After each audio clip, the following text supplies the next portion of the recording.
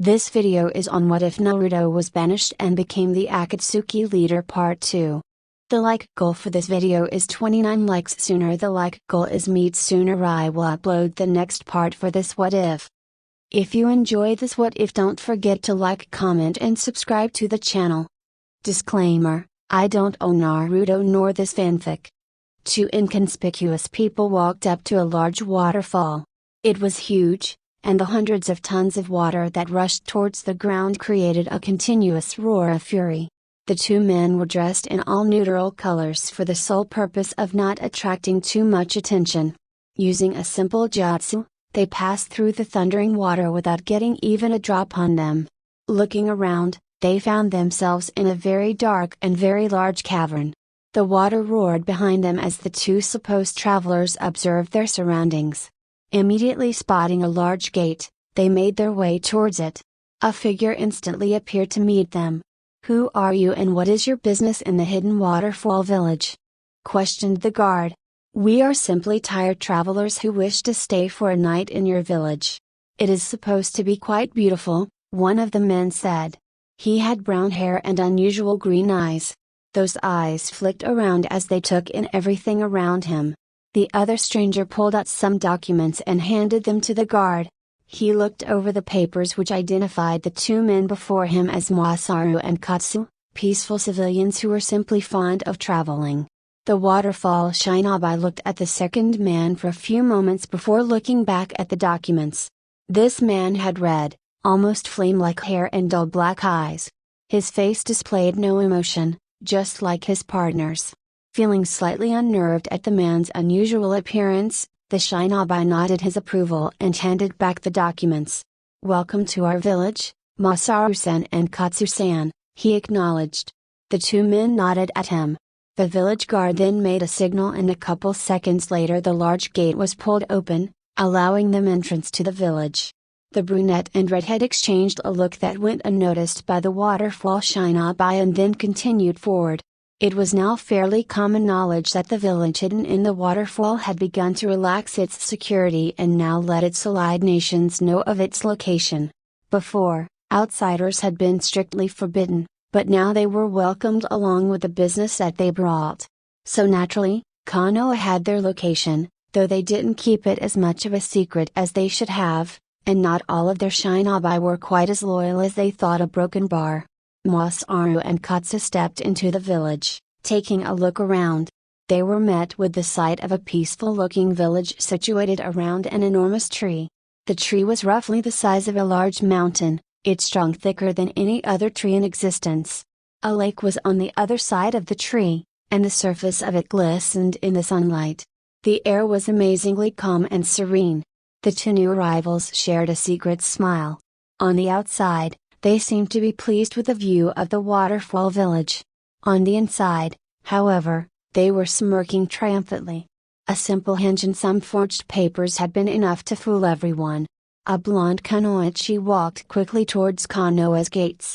As the Hokage, she had the responsibility of assigning teams to missions and making sure that the missions were successfully completed.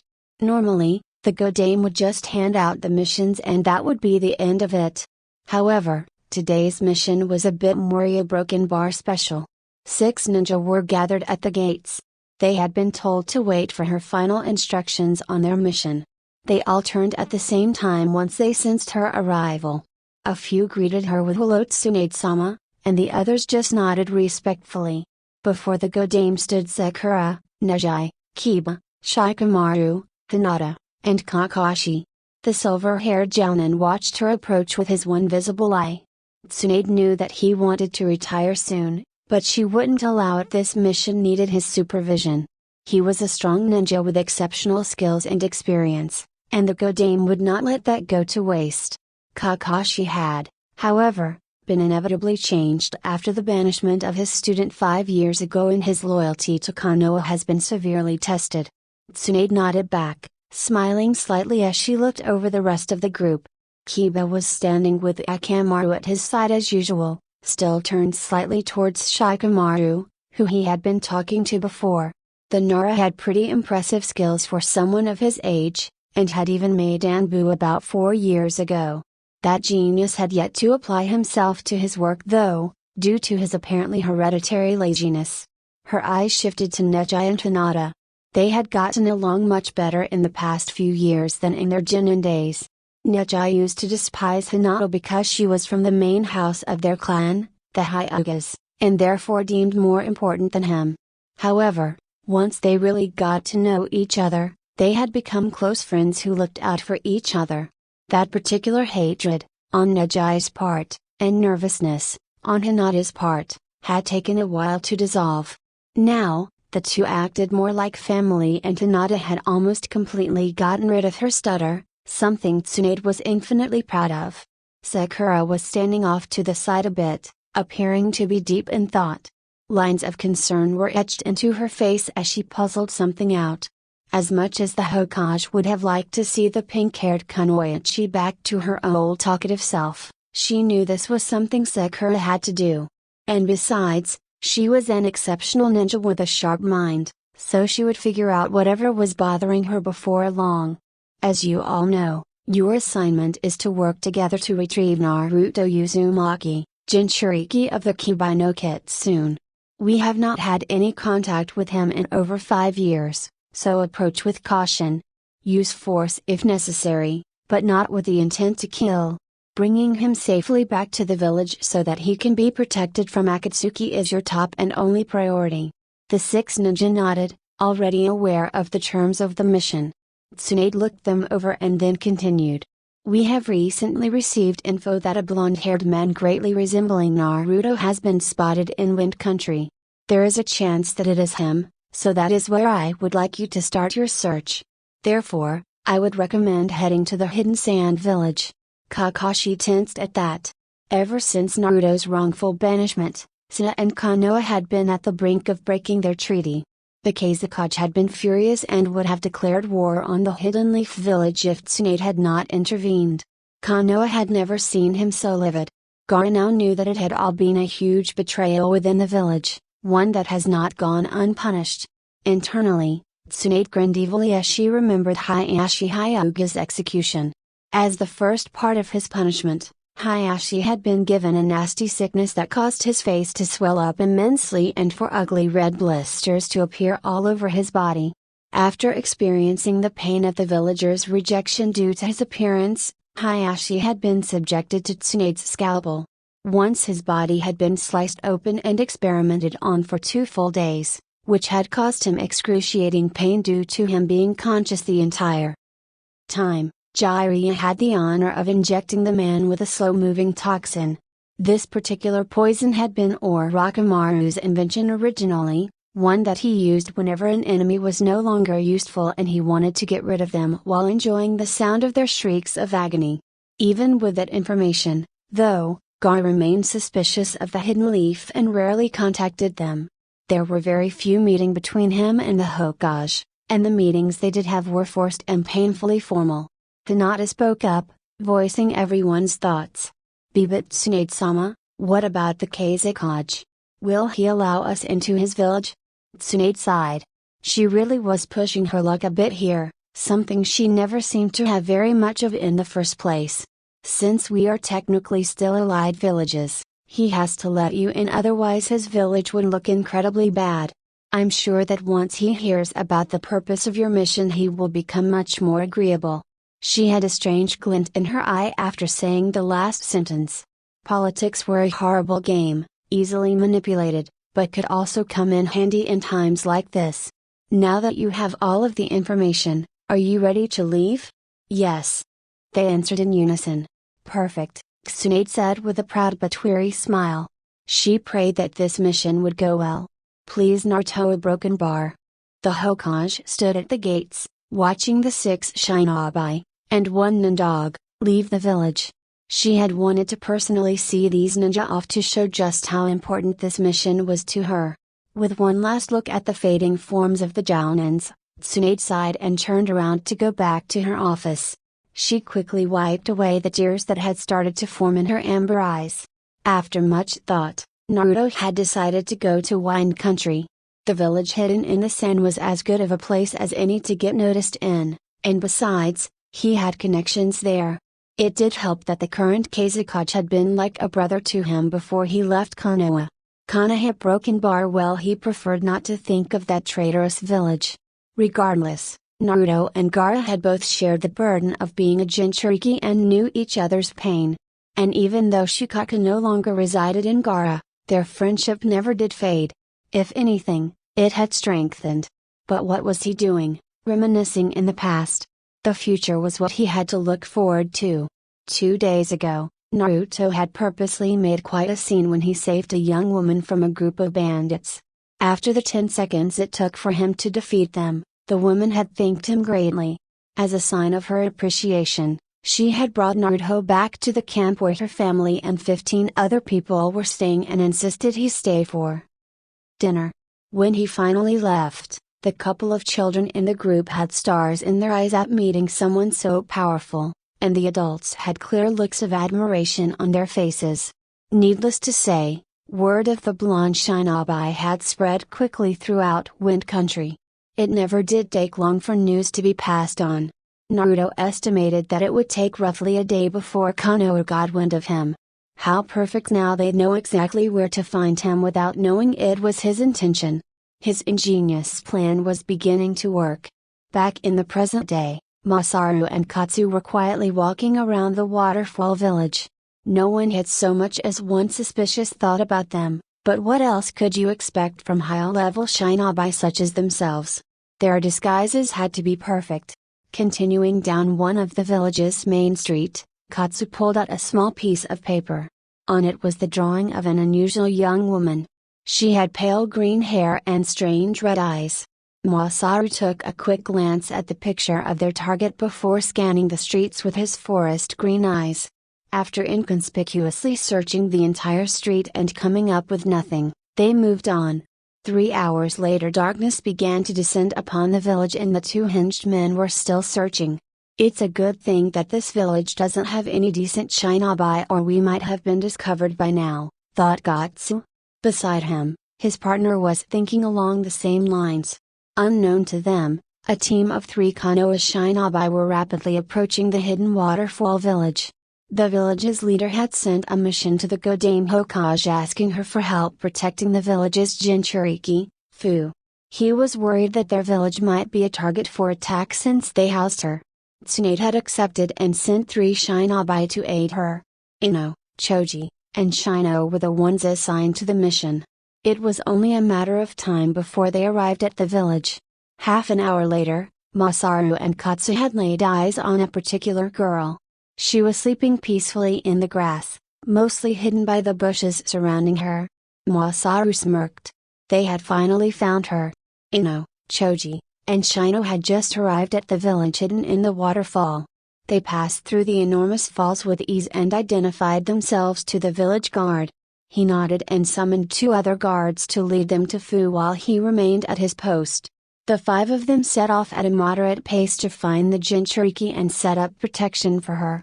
Not wasting any time, the man supposedly named Katsu grabbed Fu. Her eyes immediately flashed open, revealing insect-like red irises with no pupils. She furiously struggled against Katsu's grasp, but it was no use. Horrified at his almost inhuman strength, Fu opened her mouth to scream, only to catch a glimpse of terrifying red eyes. She just stared into them, unable to look away.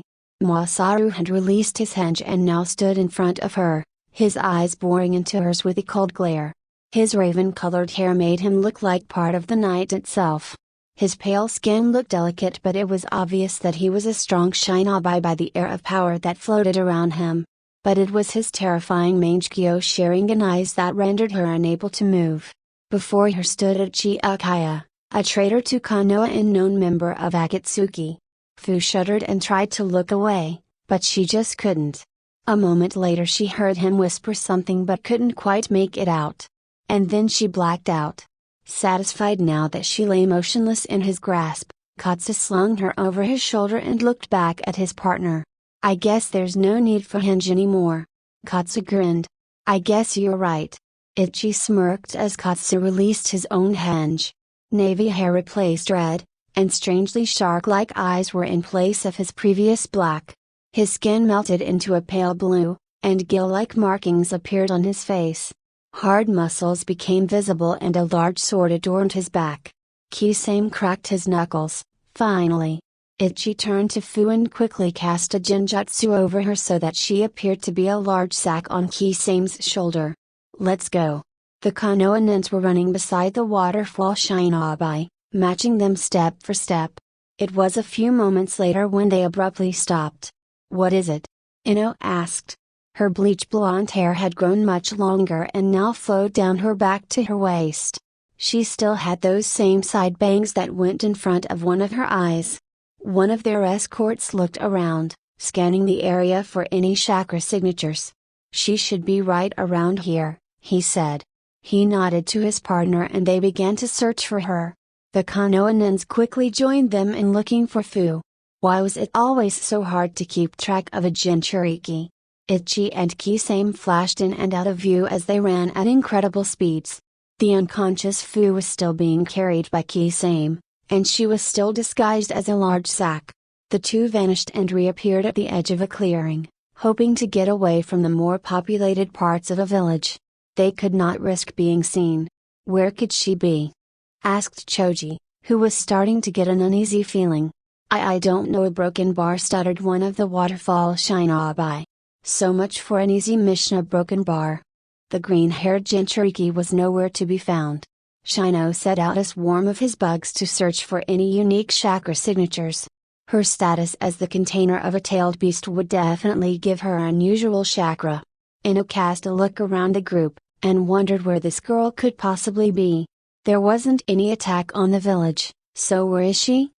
This is not going to be fun if we have to be out all night looking for her. Just then there was a rustling in the leaves of the trees on the other side of the clearing, which they all heard. The five ninjas stiffened and their heads whipped around to the source of the sound. Two figures had just arrived at the edge of the clearing. Their black cloaks with red clouds were easy to recognize. Raven hair. Blue skin. Before them were Ichi Ukaya and Kisame Hoshigaki. Suddenly, the two froze. Ino gasped as she locked eyes with glaring red orbs with black markings in them. Choji's eyes widened at the sight of the two Akatsuki members. The whole world seemed to freeze as the ninjas just stared at each other. The two waterfall Shinobi trembled in fear. Ichi and Kisame were so close to reaching the edge of the village when they heard a gasp. Both missing ninjas stopped in their tracks. Ichi looked up to see 5 pairs of eyes staring at him and Kisame with various stages of shock. "Oh, a broken bar, shit," was the mutual thought. Kisame reached for his massive sword but Ichi stopped him. "Remember what Leader Sama said," he cautioned. Kisame made an annoyed sound, remembering that he was given orders not to fight. His mood just got a lot worse. Ichi was also unhappy since he personally hated Konoha for what they did to Naruto. They had crushed the dream of a young boy for something he had no control over. It was also kind of Sasuke's fault. Stupid little brother. His inner musings were interrupted when the Shinobi from Konoha got into fighting stances. "These Akatsuki guys will definitely be hard to take down." Ino examined them, trying to figure out the best way to attack. "Wow, that Akaya sure is hot. Wait, what am I thinking? Has the enemy?" She shook her head to clear out all distracting thoughts. This was going to take a lot of focus. Shino sent out more bugs, hundreds of them now pouring out of his sleeves. He would not go down without a fight. Choji spread his legs and began to make the appropriate hand signs for his family jutsu. Ino glanced at her teammates and was proud that they all seemed to be just as determined as her. She saw Shino's insects but had long gotten past thinking they were gross. Her blue eyes flashed. The Konoha ninjas charged. Kisame made an amused sound and a sigh came from Ichi's direction. The waterfall ninjas had pretty much fainted already. Boom! Ino's fist crashed into the spot where Kisame had been standing only moments ago. Dismayed, she whirled around only to be met with a punch to the face. Ino was back on her feet in an instant, only to find that her target had once again vanished. Shino went for Ichi, followed closely by Choji. Shino let loose his bugs at the Ukai trader, only to find that they wouldn't go anywhere near him. A strange energy surrounded both of the Akatsuki members, something that he had never seen before. It had to be new, he had never read about it in any of the reports, and something that could not have been overlooked. It appeared to be some kind of barrier that prevented them from being marked or tracked. This is bad, Shino thought without much emotion. Choji was about to utter the familiar words to make his body expand, but was cut off by a fist slamming into his stomach. Red eyes glared into his own as he was sent flying backwards. His attacker hadn't even broken a sweat and was just standing there as if nothing had happened. But then, Ichi vanished again. Choji's eyes widened as he felt a presence behind him. Before he could react, however, he was sent flying in the opposite direction. He was clearly outmatched. Ichi and Kisame then vanished at the same time, only to reappear a short distance away, standing right next to each other. Ino took note of their ability to function exceptionally well as a team. Then she noticed the sack on the shark man's shoulder. "Release!" she cried, and the Jinjutsu was dispelled. They all gasped, even Shino. Fu, the Jinchuriki they had come here to protect, had been captured by Akatsuki. The worst possible thing had happened. Oh no! Ichi gave them all the famous Akai glare, and then placed a hand on Kisame's other shoulder. The blue Akatsuki member grinned, winked at Ino in an exaggerated manner. Ino, Shino, and Choji were baffled, but then something unexpected happened. Black flames overtook the two missing nuns, originating from Ichi's palm. The flames flared outwards and lapped greedily at everything around them. 1 second it was a flaring black inferno, and the next it dissipated and then extinguished completely. When the flames cleared, there was nothing there. The Akatsuki members had escaped. And they had another Bajuu. The golden sand of the desert rose into the air in small clouds. Wind pushed and pulled at the minuscule particles, causing them to ripple and move much like ocean waves. Sunlight reflected off of their tiny surfaces, causing the air to be filled with glitter. A lone figure trudged through the desert, eyes slanted against the harsh winds. A typical black cloak hid most of his body from sight, as well as from the sun. A thin cloth the color of blood was wrapped around his mouth and nose to protect his lungs. The man's bright blonde hair whipped around his head as the wind picked up. Naruto was only about an hour away from Suna. He walked leisurely through the vast dunes, for he was in no hurry. So what if it took Konoha a couple of days to find him? After all, Naruto needed some time to ponder his thoughts. What should I do when I meet whoever that backstabbing Hokage sent to retrieve me? Retrieve, now I'm sounding like that traitorous bastard, Sasuke. At least not I understand why he wanted to shrug that corrupt village off of his back, the blonde Jinchuriki thought. Tamiya broken bar images of the raven flashed through Naruto's mind. His lips pressed into a thin line. He hadn't seen Sasuke in 5 years. It wasn't just a coincidence that Naruto hadn't run into him though. No, Naruto was careful to avoid him. If that dumb saw him, then he would know who Naruto really was. Who he had become.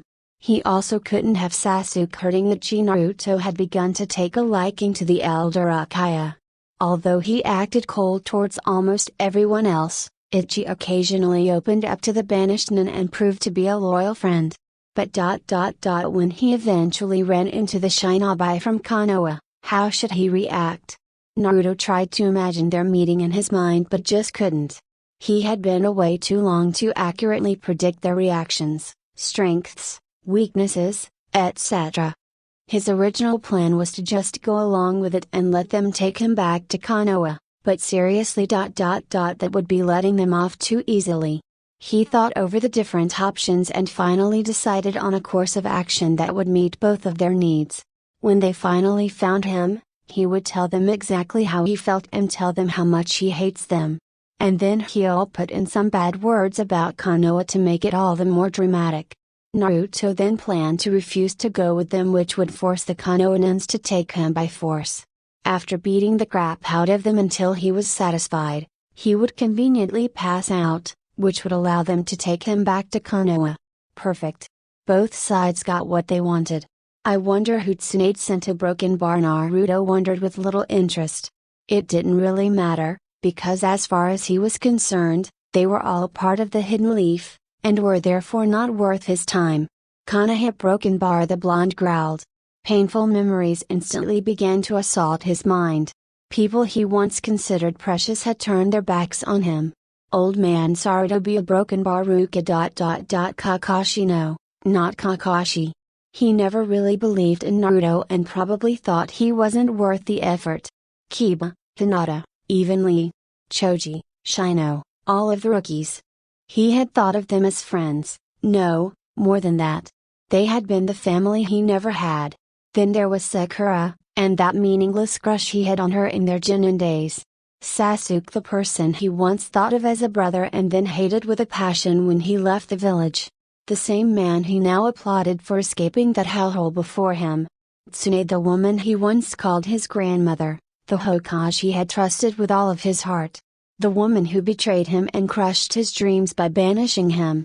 Naruto clenched his fists. He couldn't think about them. It hurt too much. Even as he took another step, he was shaking with fury. Those people are going to pay, he muttered in his head. Oh, and those council elders better still be in the hidden leaf. Those bastards, they're going to find out what real pain feels like. He thought of ways he could torture and then kill them. A grin was slowly forming on his face. These were the thoughts that he comforted himself with. Just be patient, Kit. You'll get your revenge on them soon enough. A deep voice echoed in Naruto's mind. This was a voice he knew very well. No, he was not schizophrenic, he just had a demon sealed inside of him. Much better. I know, Kibai, I know. It's just so hard not to hunt them down and kill them this instant. When I think of what they've done to me, it just makes me feel so angry. Like spilling their blood is the only thing that will be able to ease my pain, Naruto seethed. There's no need to rush things. By the time we're done with them, they'll wish they were dead. You know how the saying old habits die hard? Well, when they find out how you feel about Konoha, it'll be the same principle. Once you've hollowed out their village of any useful information, we can kill them all. Naruto liked Kibai's words. Much of the fox's bloodlust had been passed on to his container. Kibai had actually become one of his closest friends. Apparently he had not attacked the hidden leaf of its own will, though he never told Naruto the real reason. Truthfully, Naruto liked having the nine-tailed demon inside of him. It was like having a mentor, an older brother, something like that. They now had a very close relationship and cared for each other deeply. Apparently Kibai hated the villagers for what they did to Naruto as a child and began to admire the kid as he cut his losses and accepted his banishment. He used a term of endearment, Git, for Naruto, which was almost unheard of to demons. It truly showed their strong bond. Breaking away from his thoughts, Naruto surveyed the area around him. The sand was still swirling around him, but now he could just about make out a large outline on the horizon, the hidden sand village. He was getting close now. Naruto debated whether or not he should run and pass the distance quickly, but decided against it. He wasn't exactly eager to arrive at the most populated village in Wind Country. What he really wanted to do was stall for time. But wandering alone in the desert really was boring. What could he do to make it more interesting? And then an idea came to him. Hey Kibai, how would you like to get out for a bit? It would be nice to have some company out here.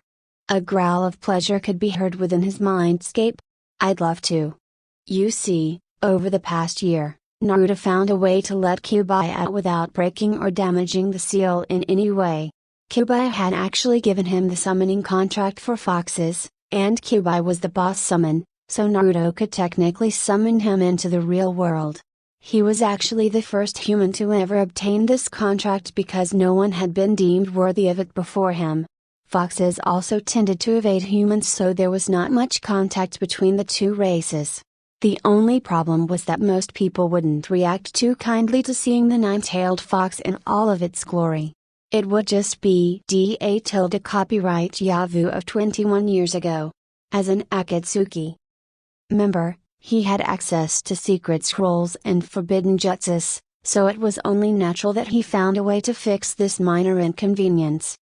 Naruto found that he could summon a physical body for Kyuubi that he could then transfer the fox's consciousness into. Of course, the body had to be of a fox or the jutsu wouldn't work. By doing this, Naruto could control the amount of chakra the fox possessed in its new body and could actually fight with it just as another shinobi would fight with a Nandog.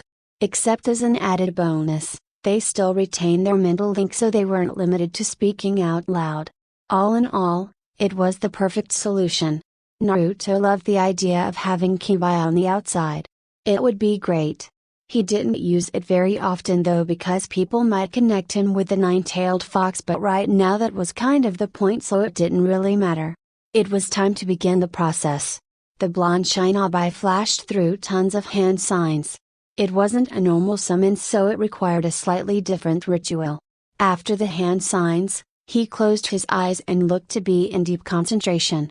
He then murmured some words under his breath before shouting, summoning Kitsune Essence.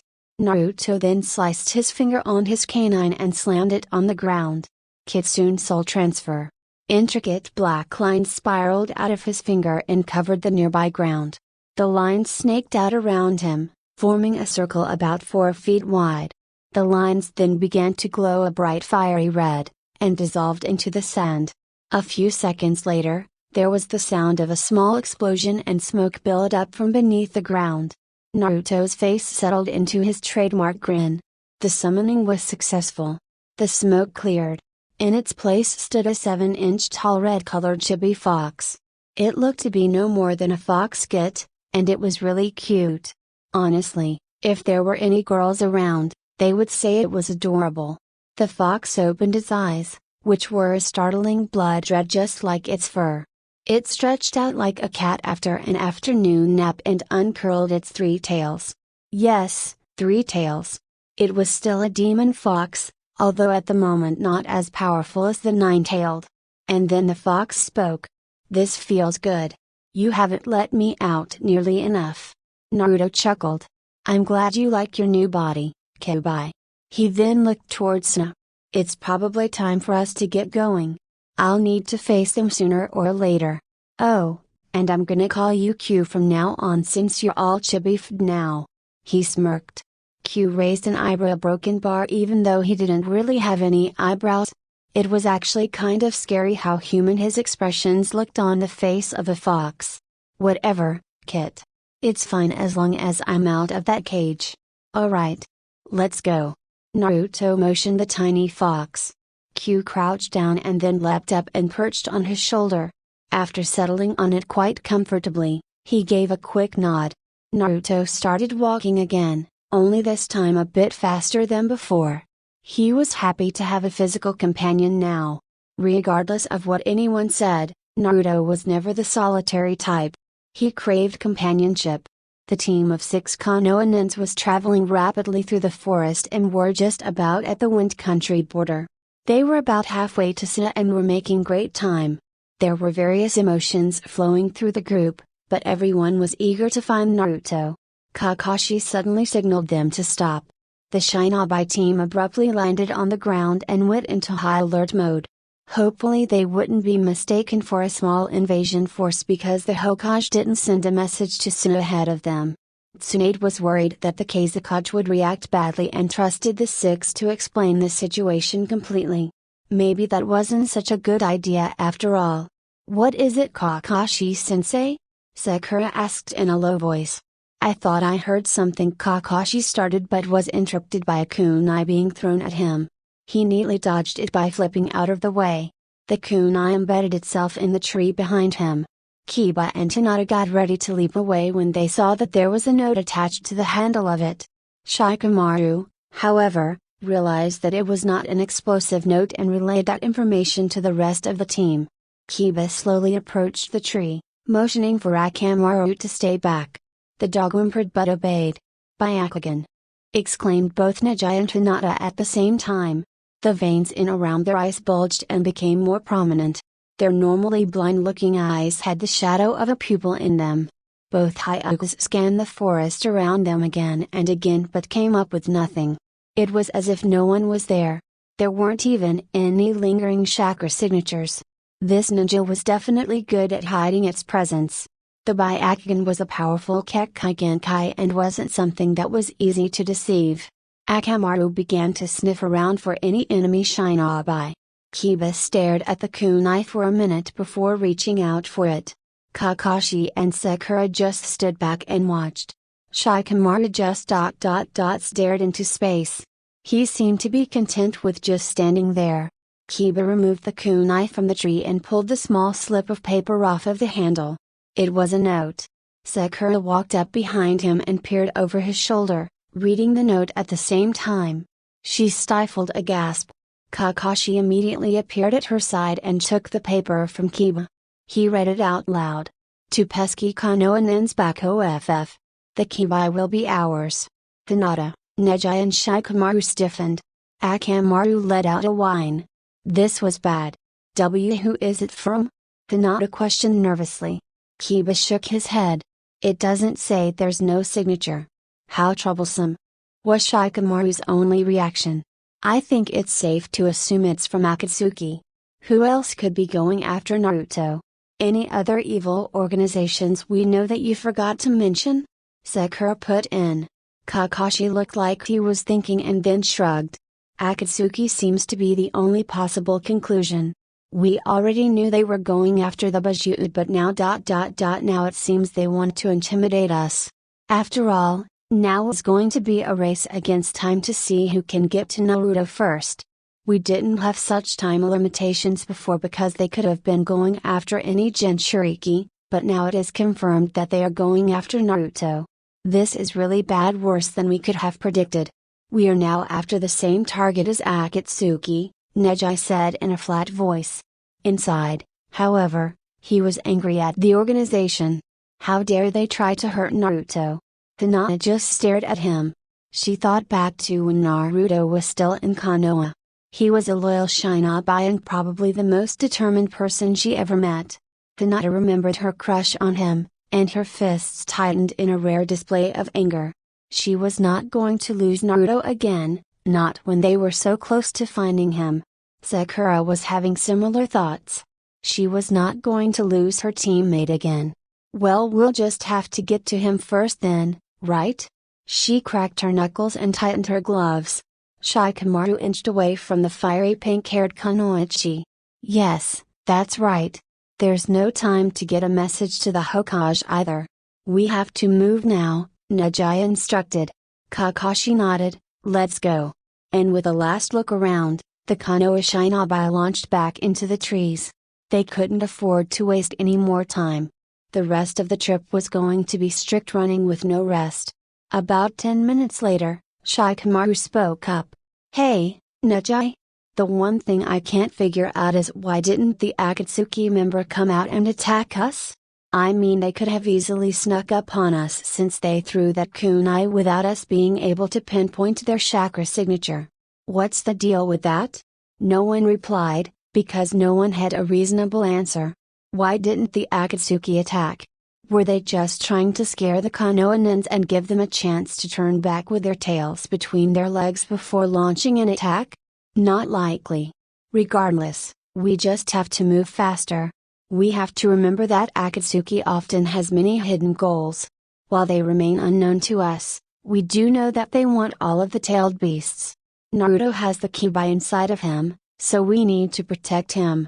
End of story. Let's go, Sakura said in a moment of wisdom. Everyone accepted that as a reasonable answer and put on another burst of speed. Apparently they weren't the only ones looking for Naruto. Once the Leafnans left, a strange figure materialized in a tree. He appeared to have been inside of a solid object. Half of his face was pitch black, and the other half was white. Green plant-like hair matched the large plant that surrounded his body.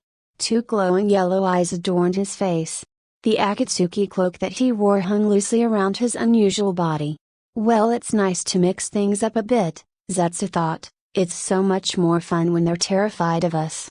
I hope Leader Sama will let me have some more fun. And then he once again disappeared without a trace. Back in Konoha, Tsunade was pissed. Ino, Shino, and Choji had just returned from Waterfall Country to report a mission failure. Konoha had been doing so well lately and then they had to go and ruin it. But no, that wasn't the worst part. Akatsuki had another Baiju, the seven-tailed Shichibi. That means they now have 5 out of the 9-tailed beasts. That put him Naruto in even more danger. She read over the team's entire report and analyzed every detail of their encounter with Ichi and Kisame in an attempt to be better prepared next time. The fact that both Akatsuki members disappeared in black flames unnerved her. It appeared to be some kind of advanced teleportation jutsu. Tsunade began to get a headache. Being Hokage was way too much work. Too bad there wasn't anyone in Konoha that she particularly wanted to have as her successor. Thinking about the position of Hokage just led her back to thinking about a certain blonde-haired shinobi. It seemed like all of her thoughts recently always ended up circling back to him. She just couldn't get that kid out of her mind. Though of course Naruto isn't a kid anymore. She reminded herself. Naruto, don't worry. Kakashi, Shikamaru, Kiba, Sakura, Neji and Hinata are coming to bring you home. You'll be safe in Konoha. I really hope they can find you this time, thought Tsunade as she remembered her previous failed attempts at finding that unpredictable ninja. He was very good at avoiding people and evading the many Anbu she sent out to look for him. Although they probably didn't try as hard as they should have, hating him for being the demon brat and all. But Tsunade had long ago forbidden them to say anything negative about Naruto. She would tell them that he was Konoha's hero and that the village would have been destroyed if it weren't for him containing the nine-tailed fox. Anyone she scolded would then hang their head in shame. Sometimes she would even give them severe training schedules as a punishment. Tsunade, being the Godame Hokage, had absolute power over the Anbu and they had to obey every single order that she issued, whether they like it or not. Red Sharinganai spun furiously in the darkness of the Akatsuki prison, quite an intimidating sight considering it was pitch black. These were the eyes of Uchiha as he dragged the limp form of an unconscious girl behind him. Ichi let Fu drop to the floor as he performed a long set of hand signs with such speed that could only be gained from lots of practice. When he was done, a red haze seemed to appear at the entrance of the cell and then dissipate. Ichi opened the unlocked door to the prison cell and grabbed Fu. He stepped inside. Akatsuki's new leader had replaced their old prison cells with new ones that were impossible to escape from. He actually went to great lengths to ensure this, even having one of them lock him inside for a day to make sure he couldn't get out. The dark gray walls were lined with seals from floor to ceiling. These seals blocked Shakuryu's weakened muscles, and did a range of various other things to the captive when activated. They also couldn't be disrupted from the inside. The Uchiha placed the green-haired girl on the floor in the middle of the cell and then stepped out. He closed the door and flashed through those same hand signs except on reverse order. The red haze appeared again out of nowhere, seeping towards the door like water flowing downhill. The crimson-colored mist then gathered around the door, completely surrounding it, and then faded out of existence. The lock was impenetrable. Ichi silently shook his head. How could someone possibly think to make a locking jutsu like that? It must have taken a lot of skill to create such a powerful one. Leader Sama appears to have many hidden talents. Still in thought, he vanished. In that same instant he reappeared somewhere in the Akatsuki's mountain hideout. Kisame was standing next to him. "Did you lock her up, Ichi?" the blue man asked. "Yes," Ichi answered simply. He then proceeded to walk away. Normally Kisame would have been annoyed by how his partner tended to dismiss him so easily, but he was too excited by the progress they were making. These Jinchuriki really weren't as well protected as they should have been. Maybe the hidden villages were stupider than they thought. Kisame chuckled a bit at the thought. 5 down, 3 to go, Kisame muttered under his breath. Leader Sama would love how quickly they were accomplishing their goal. The never-ending torrent of wind seemed to have finally subsided. A shinobi with golden hair was just approaching the gates of the hidden sand village. On his shoulder sat a tiny fox with red fur and red eyes. The fox didn't attract as much attention as he could have, due to his small size. Q hated to be stared at, so he just perched motionlessly on Naruto's shoulder. Naruto paused for a minute and looked at the thick sand walls around the city, deep in thought. He hadn't been to Suna in years and he wasn't sure if it was going to be quite how he remembered it, even though he hadn't really spent much time in this village to begin with. His inner musings were interrupted by a deep voice. "Get, are you going to move or are we just going to stand here all day? Because I'm hungry now that I have a physical body and I don't appreciate being starved." Naruto internally smirked at the tiny fox on his shoulder that was staring at him with an expectant expression. Seriously, what was with those strangely human expressions? It unnerved Naruto that he could understand them so well. "I'm going, don't worry Q," he muttered through their mind link. Naruto began to walk again and headed towards one of the two Jounin guards that were positioned at the gate. The Sand Shinobi looked up to meet his gaze. Naruto watched, slightly amused, as the guard observed his unusually bright blonde hair and deep blue eyes. It was very convenient that the red cloth over his mouth covered the dark whisker marks that were etched into his cheeks. Of course on the outside he pretended to be oblivious to his scrutiny. Naruto hated having to hide his true skills, but he might as well get used to it. "Please state your name and reason for coming to Suna," the guard said in a formal manner while the other Jounin looked on with mild interest. Naruto internally debated whether or not to give his real name or make up an alias, but it was Q who made the decision for him. "Tell them your name is Kenji. That name is as good of a name as any. It means twice as wise, so it makes sense, don't you think? Say you're from ... I don't know, Wave maybe? Besides, Konoha needs to know you're here but you don't want to make it too obvious. After all, everyone would expect you to be fairly secretive since they all assume Akatsuki is after you." After silently thanking the fox on his shoulder, Naruto said, "My name is Kenji of the Wave. I simply wish to stay in your village for a short amount of time and enjoy all it has to offer. I have heard much about the Hidden Sand Village but haven't been here myself.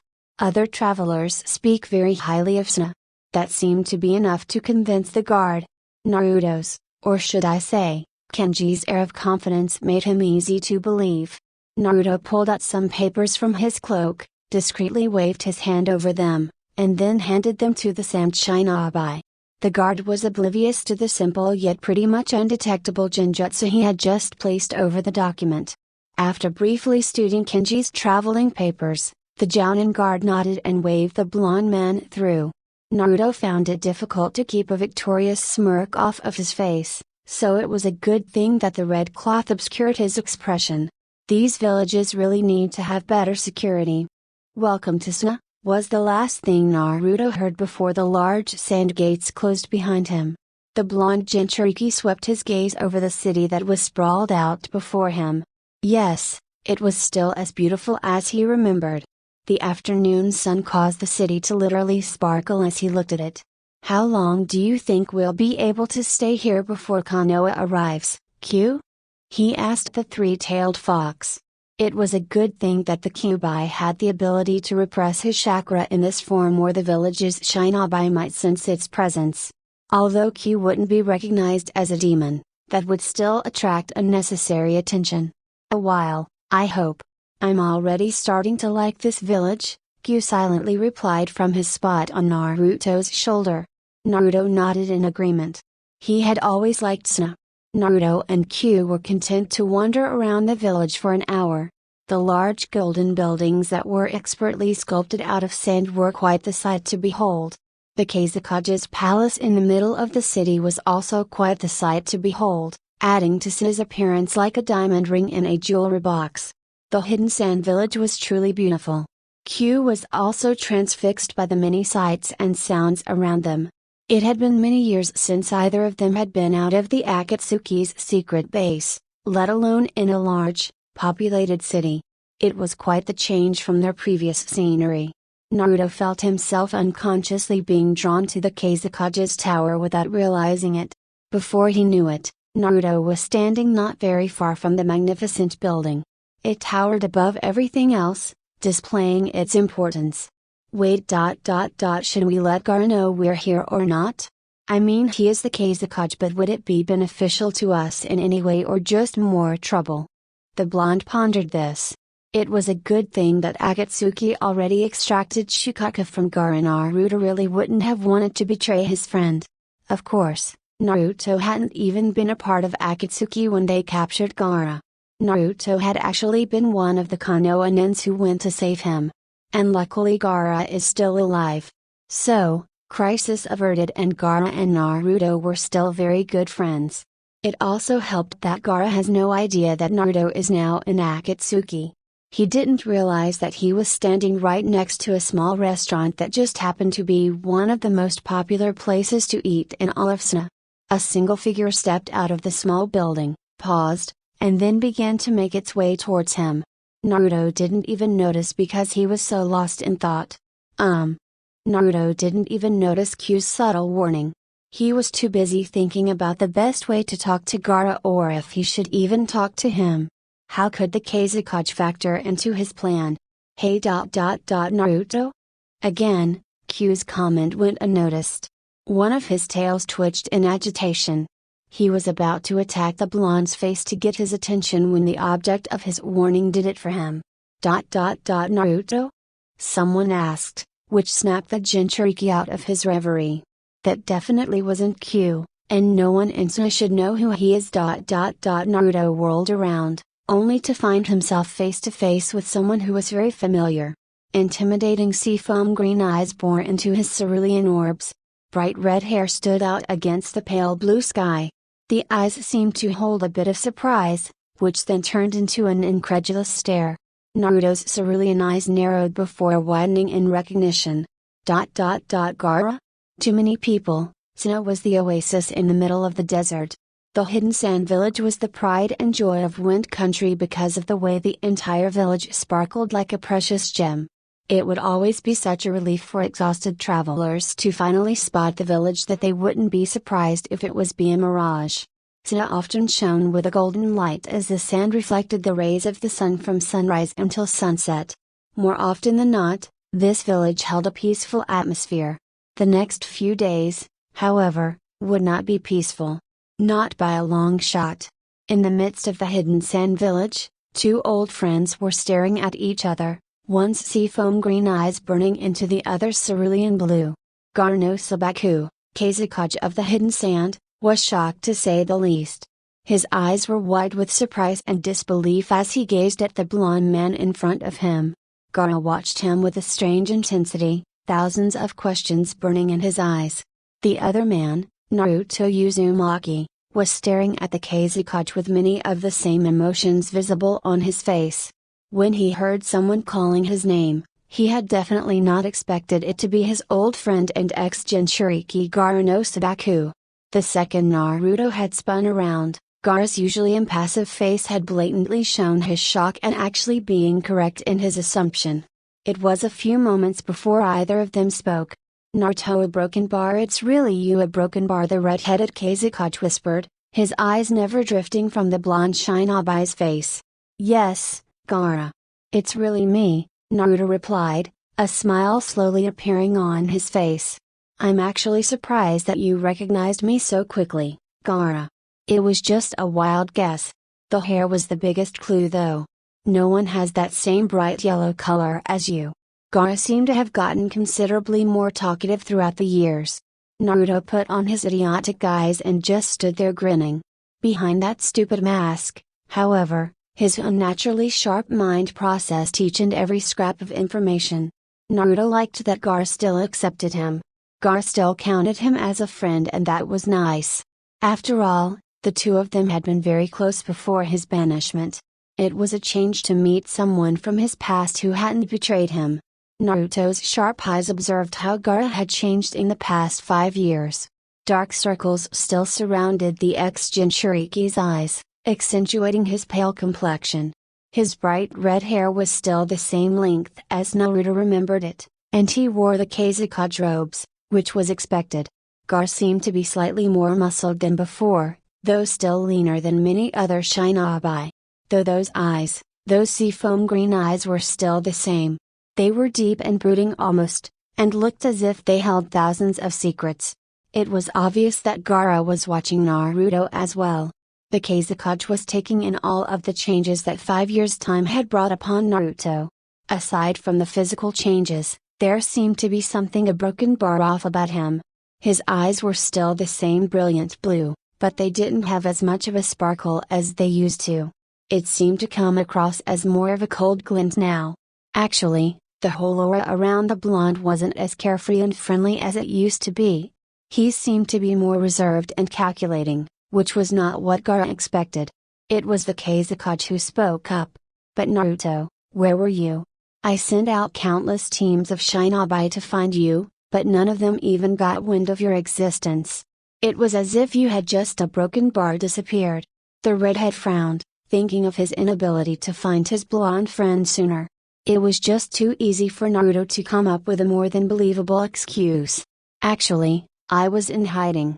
Let's just say that without a connection to any of the great ninja villages, I'm an easy target for a broken bar certain organization." Naruto knew that Gaara would get the hint. Gaara nodded in understanding, still taking in the fact that Naruto was still alive and standing before him, after 5 years of being on his own. "Ah yes, the Akatsuki," Gaara mused, his voice sizzling with hatred. "They seem to have been dormant for the longest time until recently, when their activity began to increase rapidly. As of a couple days ago, they had 4 Baijiu, but now we just heard disturbing news from the hidden waterfall village. Apparently the Akatsuki took Jinchuriki to the 7-tailed Shichibi, right under their noses." Naruto's eyes widened and a shocked expression overtook his features, which soon melted into a more nervous one. "Oh yes, he's quite the actor, isn't he?" Of course Naruto knew about this, but he still had to keep up his little charade. For now, he was actually quite pleased that Gaara hated the Akatsuki so much. This meant that the Kazekage would never connect him with it. "That's not good news, Gaara. Now there is a greater chance of them coming after me this time." Naruto rubbed his temples in mock worry. He closed his eyes, pondered something for a minute, before his impossibly blue orbs locked onto the Kazekage's. Gaara raised an eyebrow, resisting the urge to fidget under such an intense gaze. Since when could someone get to him like that? "Gaara, since I'm here, do you think that I could maybe spend a couple of days in Suna? I mean, with a city this large I doubt Akatsuki would be able to launch an attack. No one even knows I'm here." The deceitful blonde looked at the Kazekage hopefully. Naruto saw Gaara's eyes cloud with painful memories. He knew exactly what the Kazekage was thinking about. His battle with Deidara, his capture, and then his death. Not pleasant thoughts by a long shot. After a few moments, however, his eyes cleared and his head snapped up. "Of course, Naruto, you can stay. Hell, stay as long as you like. It is the least I can do. Suna offers protection to all of those who live within its walls." Naruto grinned and gave the redhead a grateful look. "Thanks Gaara," he said happily. Gaara paused for a minute and looked back at the blonde. "By the way, Naruto, how did you get into Suna?" "Oh," Naruto scratched his head sheepishly, "I may have used an alias a broken bar to his pleasure." Gaara just rolled his eyes and gave an understanding nod. Naruto was surprised himself by feeling immeasurably happy to have such a loyal friend. After saving Gaara from himself, they had been very close. It was just an added bonus that Gaara didn't gossip about everything that went on in his life.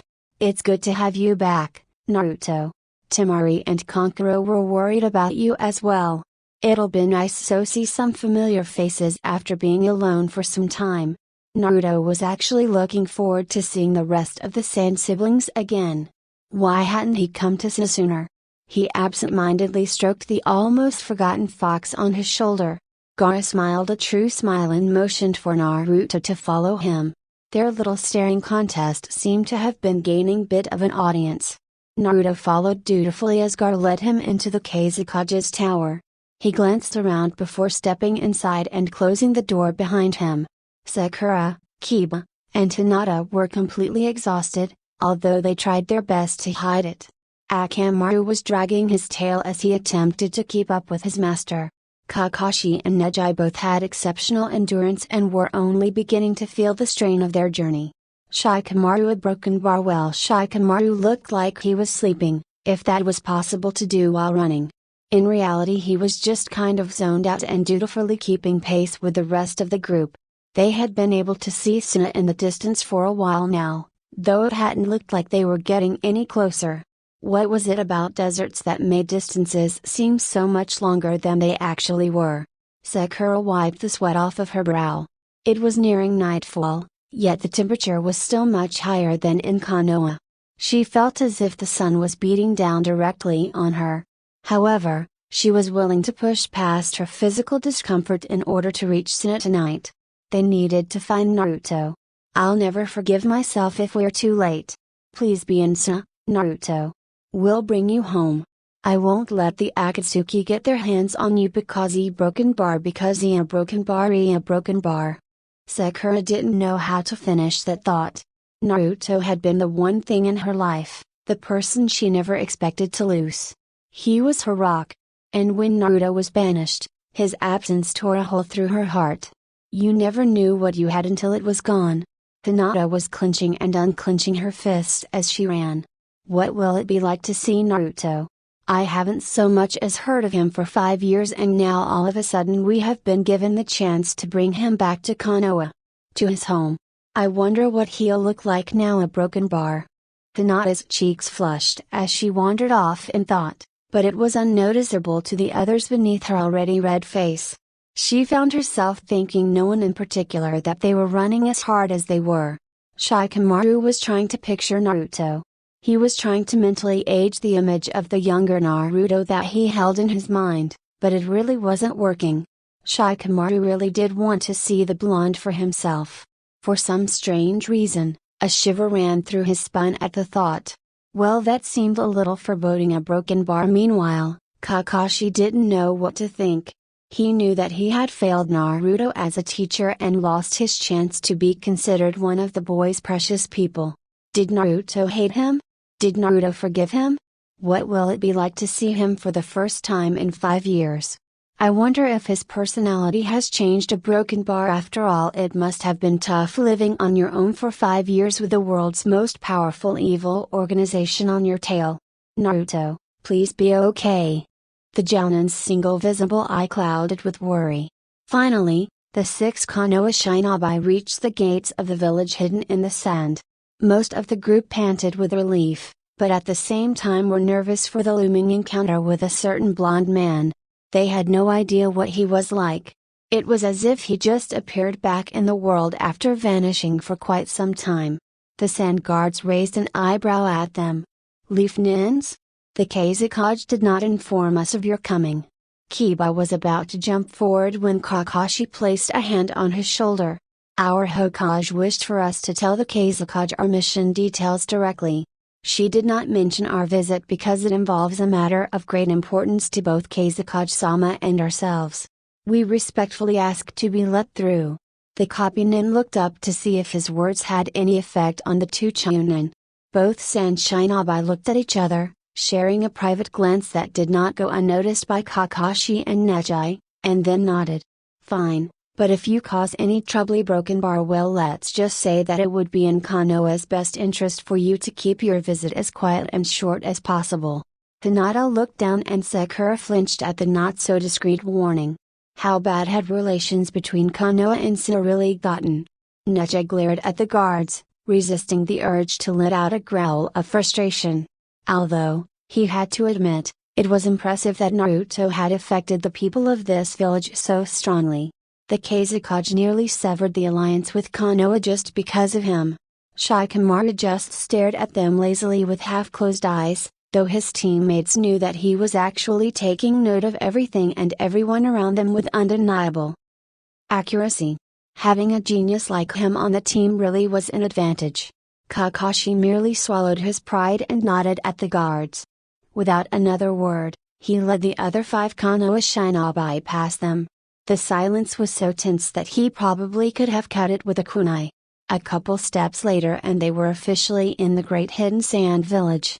Suna truly was just as amazing as all of the stories said. Kakashi, along with most of the team, had been there before, but it was still amazing nonetheless. Even in the dimming sunlight, the golden sand sparkled elegantly. It was a deceivingly beautiful atmosphere. Naruto and Gaara had been talking in the Kazekage's office for over an hour now. They were catching up on the past few years, although Gaara noted that Naruto really didn't give much information up. It was obvious that Naruto either just didn't want to talk about his past or that he was hiding something. No, Gaara shook his head, he's probably just had a hard time. Getting banished from your village is not the easiest thing. Kana hit broken bar. Gaara's moods suddenly changed. That village was definitely not to be trusted. They had done a horrible thing to Naruto, mercilessly crushed his dreams and cast him out. It was at that moment that he recalled something the Hokage had said, something about a Hyuga manipulating the entire council while she was away at Broken Bar Na. Even though the village had supposedly gone behind the Godame's back, he just didn't feel right telling that to Naruto. He had just regained a precious friend and wasn't willing to jeopardize their friendship so soon after they renewed it. Temari and Kankuro, Gaara's brother and sister, were casually leaning against the wall. They were easily making conversation with Naruto as if he had never left in the first place. Gaara was amazed at how easily they accepted him back. Naruto definitely had some kind of gift for making friends, that much was clear. The blonde was a good leader, had lots of confidence, and naturally drew people towards him. It was too bad about Konoha's inner turmoil. Naruto would have made a great Hokage, or at least a leader of some kind. Oh, if he only knew how right he was. A broken bar. Meanwhile, Q was staring at Shukaku's previous container. Even though his brother had been extracted years ago, Q could still smell his demon spirit on Gaara. Being a Jinchuriki marked you for life and was not something that you could get rid of. Q narrowed his eyes. Yes, Gaara could still control the sand, although not nearly as well as when Shukaku still resided in him. The tiny fox was actually surprised that not one of the three sand shinobi had even noticed his presence yet. Sure, he was small, but really? Not even a flicker of anything in their eyes? It was impressive how Naruto captured their attention so easily. Maybe remaining hidden would be a good idea. Broken bar. The three-tailed fox demon gently wiggled further down on his container's shoulder, where he would be out of view. The four friends were smiling and having a good time, and Q was happy to see Naruto smiling so much. True, he had friends in the Akatsuki, but he was still their leader. Here everyone was an equal status as Kazekage aside. It was nice for a change. Kakashi and the rest of his six-person team were wandering around Suna. They had no idea where to start looking for Naruto, and were hesitant to go directly to the Kazekage. Would he allow them to stay? Would he even give away any information on Naruto's whereabouts if he had it? There were just too many unanswered questions. Sakura, Hinata, and Shikamaru were content in just looking around the village in case a certain blonde could be seen walking in the streets. Neji and Kiba wanted to take a more direct approach, but Kakashi ordered them to all stay together since relations with Suna were already rocky. The two looked slightly annoyed but still agreed.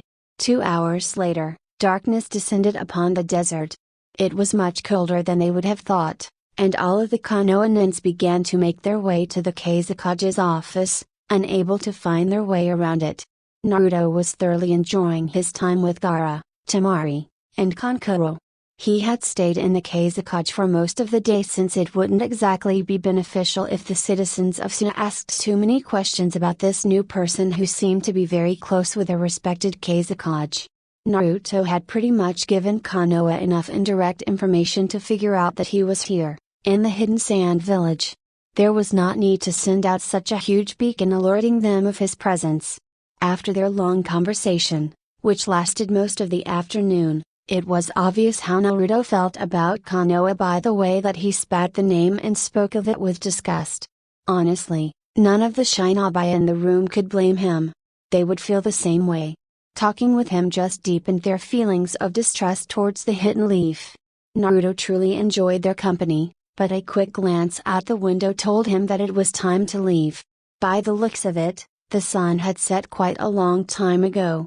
Night had settled onto the sprawling sand village, and the sliver of a glowing moon could be seen in the distance. Naruto blinked and looked around Gaara's office.